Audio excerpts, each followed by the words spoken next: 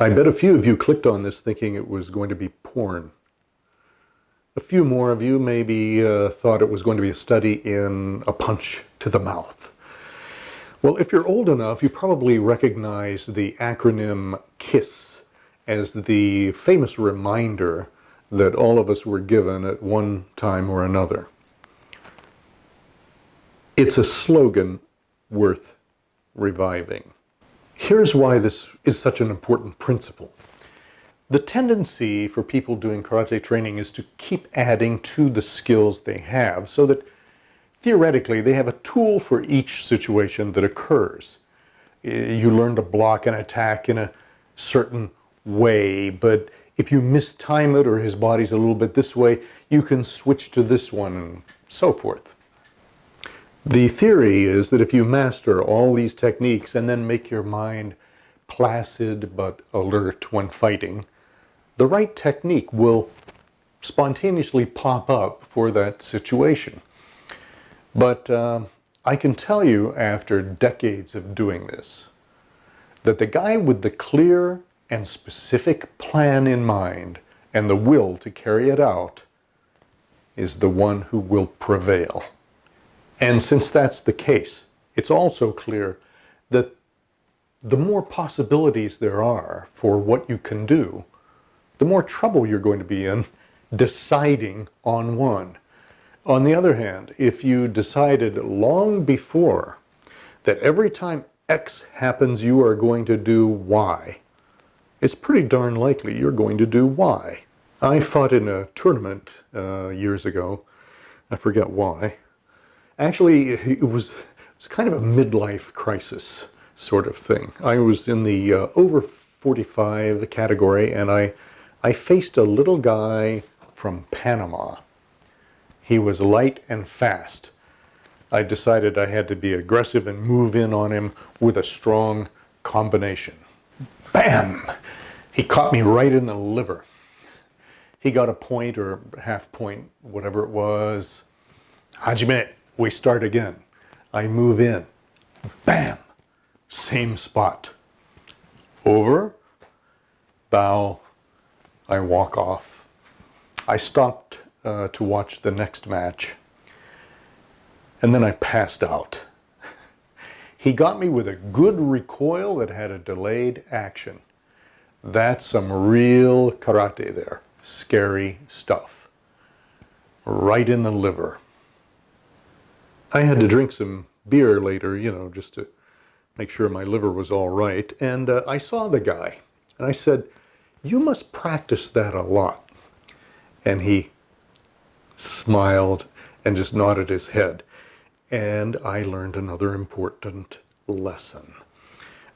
I probably knew 1,000 more things than that guy, but he could do the one thing that he wanted, and I couldn't. I had to spend a lot of time thinking about why training for sports matches would give you that ability when traditional training for what was supposed to be self-defense sometimes did not. That was a little backwards, I thought. Here's what I realized. In order to learn karate in the first place, there has to be a business model. Even if it's one teacher in a small school without any international affiliation, there's still a business model. The fact that someone organizes classes and passes on what he knows to more than one person makes it a business, even if he isn't making a living from it. In the same way that planting a garden isn't the same thing as having one plant in one pot. You with me?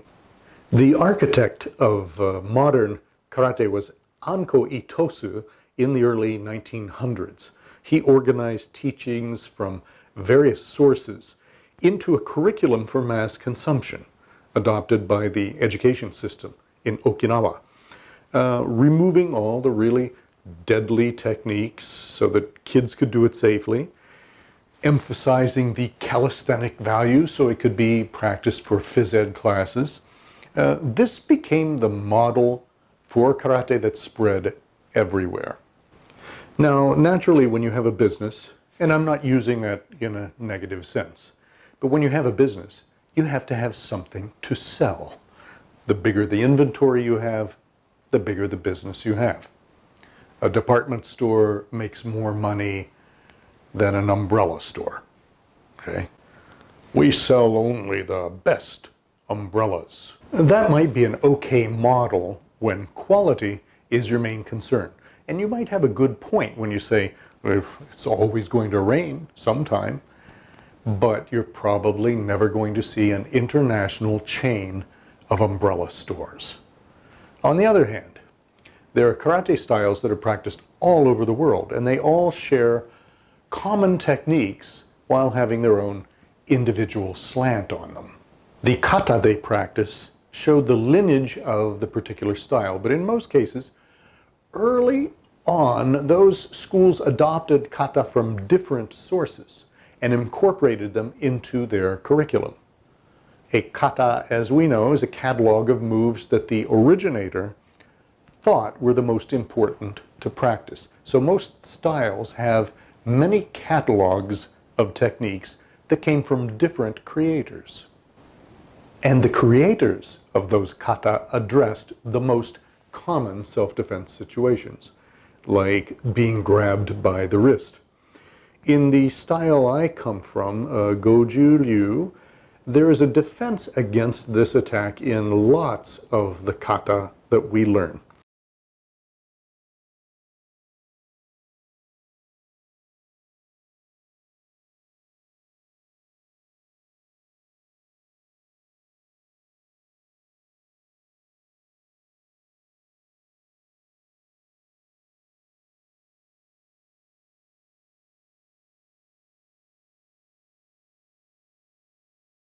All these moves are very clever ways of escaping, but how many darn ways do you need to know? Have you ever asked yourself this question?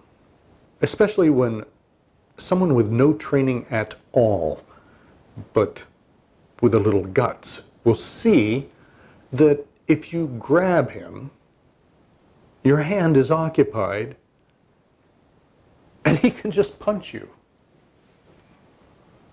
Why bother releasing yourself when you're going to be free anyway if you hit him?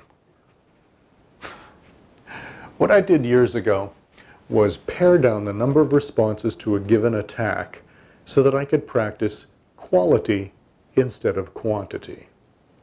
That resulted in the Common Sense Self-Defense course. Now, undoubtedly, some of you have done this too for your own personal training. But remember the KISS principle. You're not going to get a streamlined practice in an organized school. Karate in the modern age is a business, and they have to have a lot of inventory to stay in business. That means lots of techniques, lots of kata, events, ranks that didn't used to exist, merchandise, celebrities, and on and on. For a reliable approach to training, check out our karate business that isn't a business at karatehack.net, because it's common sense self-defense.